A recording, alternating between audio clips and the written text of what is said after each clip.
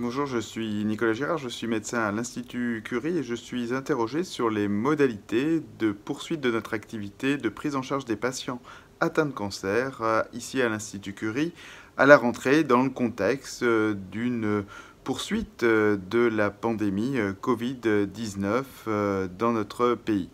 Alors, c'est vrai que nous avons, depuis la fin du confinement et la fin de l'état d'urgence,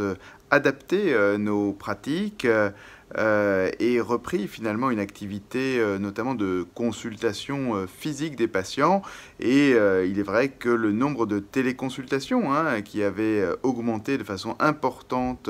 pendant le confinement, associé à un certain nombre de mesures, notamment sur l'utilisation des outils digitaux pour le suivi de nos patients, eh bien, ces consultations physiques ont repris et c'est vrai que cela permet probablement un meilleur échange et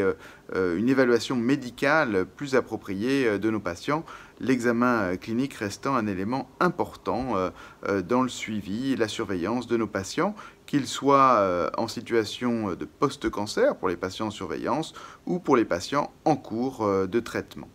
Finalement, ce que nous avons appris lors de cette pandémie pour l'adaptation de nos prises en charge pour les patients atteints de cancer, et notamment de cancer du poumon, c'est que ces outils de téléconsultation sont d'utilisation finalement aisée, que nos patients se les approprient dès lors qu'ils ont accès à des outils numériques. Ce que l'on a également appris, c'est cette nouvelle sémiologie pour les téléconsultations qui nécessite probablement un temps d'interrogatoire plus important et une vigilance sur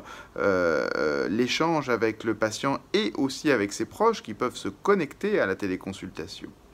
On a également vu un certain nombre de difficultés, notamment liées à l'utilisation de l'outil, le temps de préparation d'une téléconsultation pour que celle-ci soit optimale. Et ce sont des enjeux qu'il nous faudra finalement adresser dans les prochaines semaines parce que typiquement, ces téléconsultations, on s'aperçoit que pour un certain nombre de patients, même en dehors de la période de pandémie, peuvent représenter un outil de prise en charge des patients très intéressant. Nous avons également rapidement, et c'est vrai concomitamment à l'obtention d'un remboursement pour cette application, implémenter la solution MoveCare pour nos patients atteints de cancer bronchopulmonaire. MoveCare, c'est une web application qui, sur la base de 7 symptômes associés au cancer du poumon et la prise de poids et de température, sur la base d'un algorithme intégrant ces différents éléments, recueillis par le patient lui-même, conduire à alerter l'équipe en charge du patient. Et donc nous allons avoir une sorte de tableau de bord des symptômes du patient hebdomadaire avec ou non le déclenchement de ces alertes. C'est vrai que cet outil a obtenu le remboursement il y a maintenant quelques semaines, est donc disponible et nous avons ici à Curie inclus plusieurs dizaines de patients dans l'application avec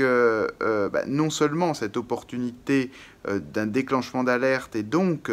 la possibilité de contacter le patient en fonction de ces symptômes et non uniquement de façon programmée. Et puis surtout, nos patients arrivent en consultation avec leur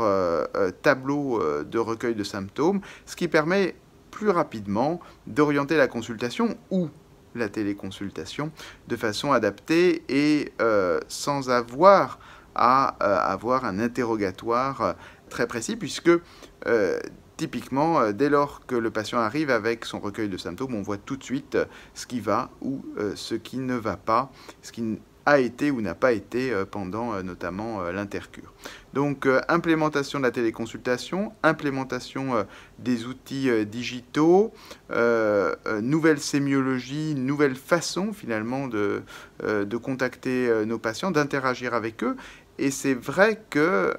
ce sont des éléments qui sont aujourd'hui en place et donc nous sommes prêts, si une deuxième vague devait arriver, à organiser